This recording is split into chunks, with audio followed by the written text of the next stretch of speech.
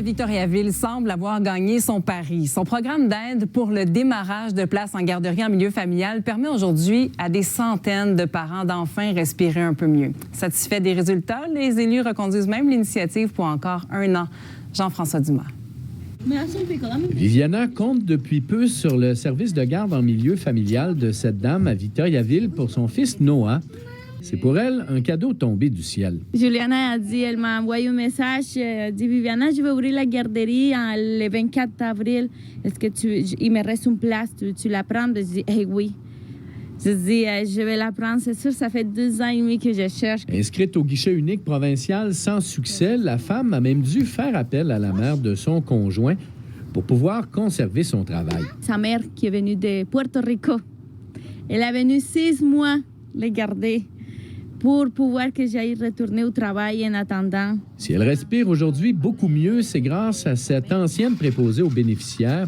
Juliana Calvillo a changé de carrière grâce à l'aide mise sur pied il y a 1 an par la ville de Victoriaville pour créer des services de garde en milieu familial sur son territoire. J'avais eu des collègues qui ne peuvent pas rentrer à travailler parce qu'il n'y a pas personne pour prendre soin de ses enfants, pour garder ses enfants. Alors c'est ça qui m'avait animée et aussi parce que j'aime beaucoup les enfants aussi.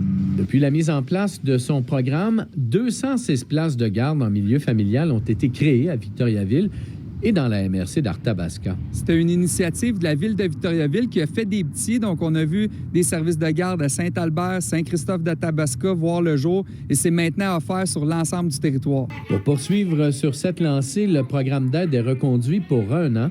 Les citoyens désireux de se lancer pourraient bénéficier d'un soutien financier pouvant aller jusqu'à 9 000 $.